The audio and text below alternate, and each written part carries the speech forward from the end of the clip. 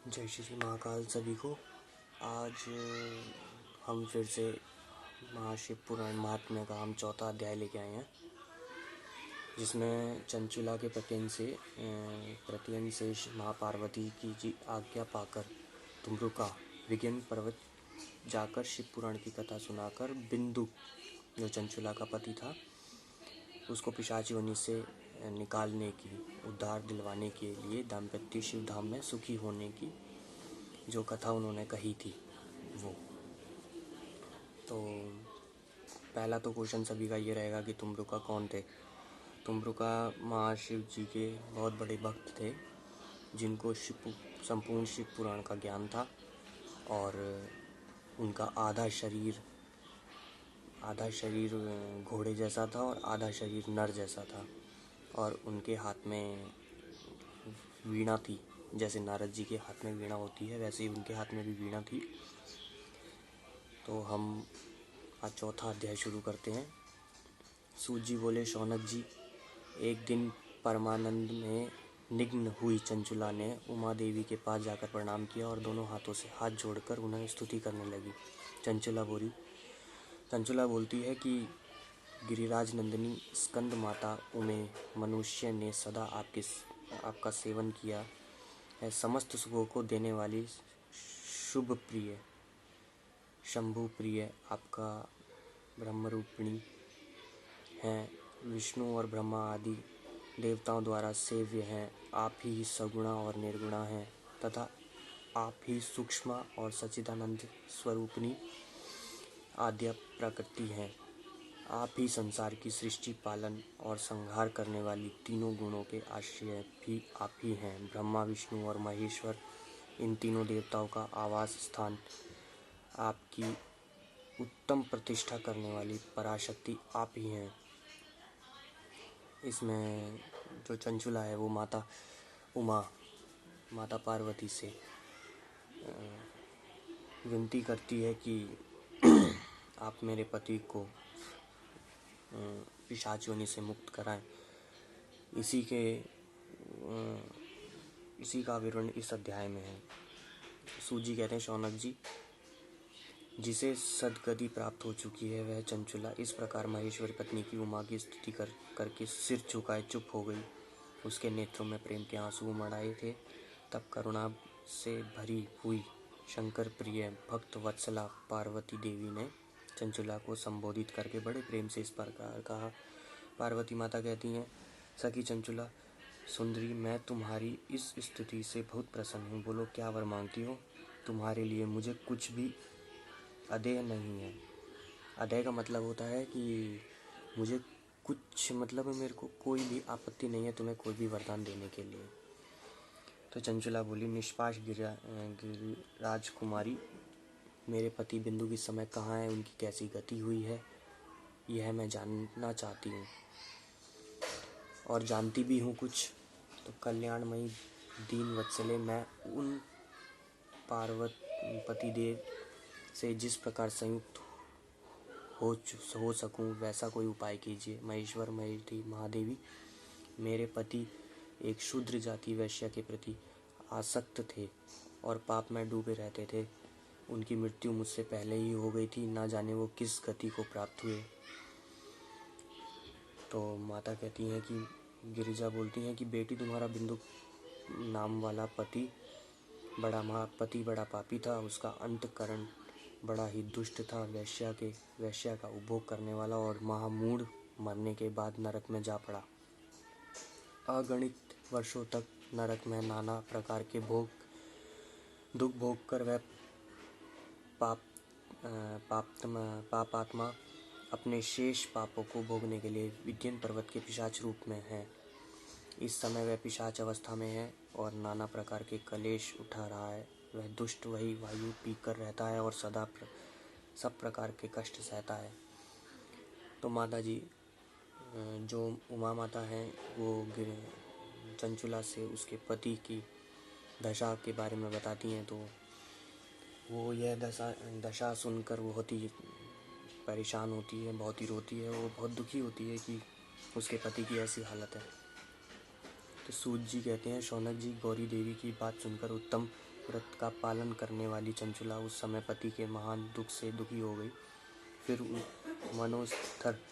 मन को स्थिर करके उस ब्राह्मण पत्नी ने व्यथित हृदय से महेश्वरी को प्रणाम करके पुण्य पूछा। चंचुला बोलती है, महेश्वरी महादेवी, मुझ पर कृपा कीजिए और दूषित कर्म करने वाले मेरे उस दुष्ट पति का आप उद्धार कर दीजिए। देवी, कुशिकता बुद्धि वाले मेरे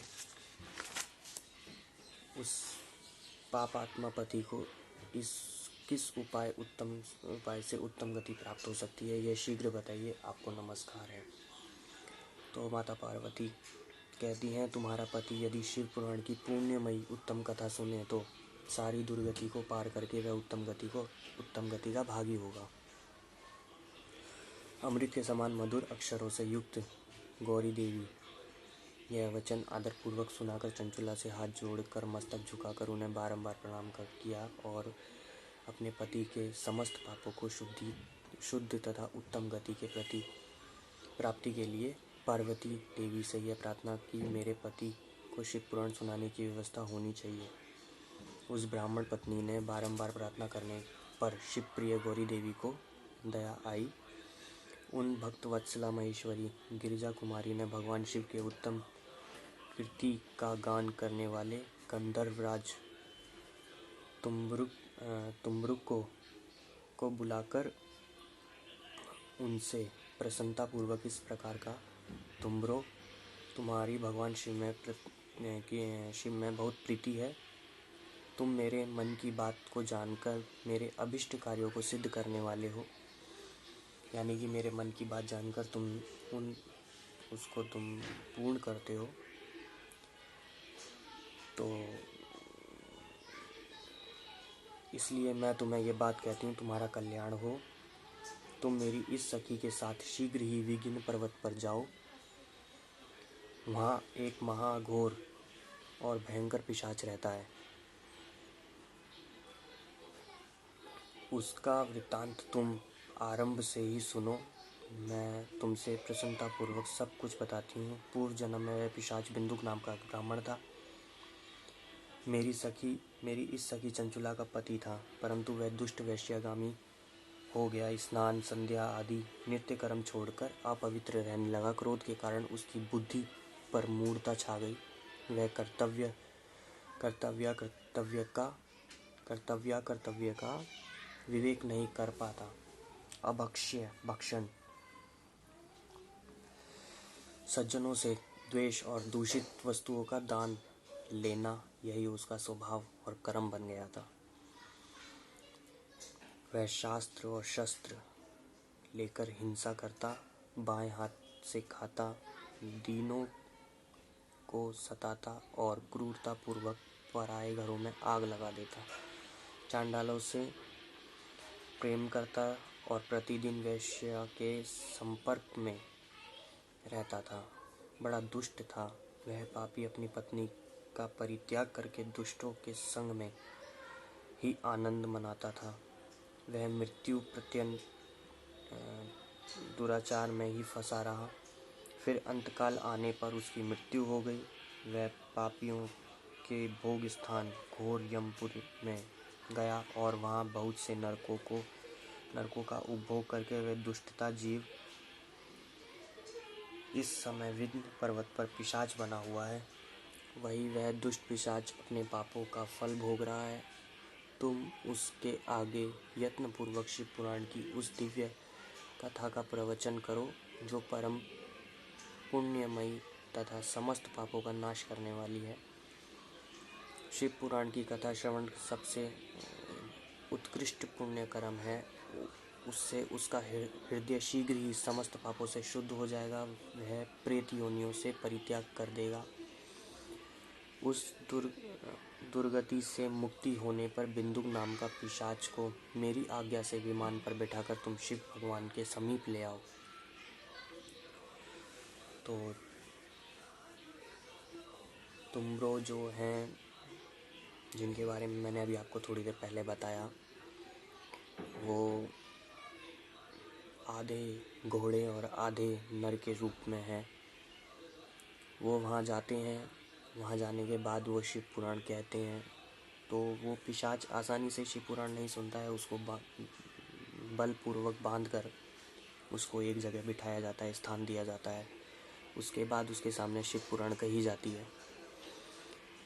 तो सूत जी कहते हैं, शौनक जी, महेश्वरी उमा के इस प्रकार आदेश देने पर गंधर्वराज तुम्ब्रू मन ही मन बड़े प्रसन्न हुए। उन्होंने अपने भाग्य की सराहना की। तत्पश्चात उस पिशाच की सती साध्वी पत्नी चंचुला के साथ विमान पर बैठकर नारद के प्रिय मित्र तुम्ब्रू वेगपूर्वक विंध्याचल पर्वत गए।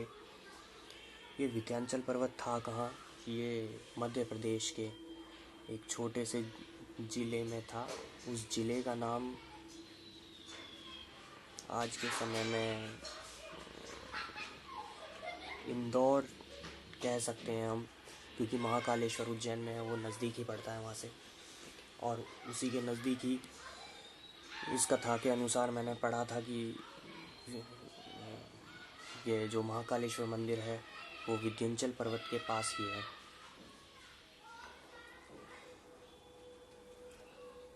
तो वहाँ उन्होंने उस पिशाच को देखा। उसका शरीर विशाल था, थोड़ी बड़ी हुई थी। वह हंसता तो कभी रोता, कभी उछलता। उसकी आकृति बड़ी विकराल थी। भगवान शिव की उत्तम कीर्ति का गान करने वाले महाबली तुम्ब्रू ने उसे अत्यंत भयंकर पिशाच को पाशों द्वारा बांध लिया। तदंतर तुम्ब्रू ने शिव पुराण की कथा वाचने का निश्चय करके महोत्सव युक्त स्थान और मंडप आदि की रचना की। इतने नहीं, संपूर्ण लोकों में बड़े वेग से यह प्रचार हो गया कि देवी पार्वती की आज्ञा से एक पिशाच का उद्धार करने के उद्देश्य से शिव पुराण की उत्तम कथा सुनाने के लिए तुम्ब्रू विंध्य पर्वत पर आए गए हैं। फिर तो वह उस कथा को सुनने के लोभ से बहुत से देव ऋषि भी शीघ्र ही वहाँ जा पहुँचे। आदरपूर्वक शिव पुराण सुनने के लिए आए हुए लोगों का उस पर्वत पर बड़ा अद्भुत और कल्याणकारी समाज जुट गया। फिर तुम्ब्रू ने उस पिशाच को पाशों से बांधकर आसन पर बिठाया और हाथों में वीणा लेकर गौरी पति की कथा का गान आरंभ किया गया। पहली अर्थात विद्येश्वर संहिता से लेकर 7वीं वायु संहिता तक महात्म्य संहिता शिव पुराण की कथा का उन्होंने स्पष्ट वर्णन किया। सातों संहिताओं सहित शिव पुराण का आदरपूर्वक श्रवण करके वे सभी श्रोता पूर्ण कृतार्थ हो गए। उस परम पुण्य शिव पुराण को सुनकर उस पिशाच ने अपने सारे पापों को धोकर उस पिशाच योनि से शरीर को त्याग दिया। फिर वह शीघ्र ही उस दिव्य रूप में आ गया। अंग कांति गौरव की हो गई। शरीर पर श्वेत वस्त्र और सब प्रकार के पुरुषोचित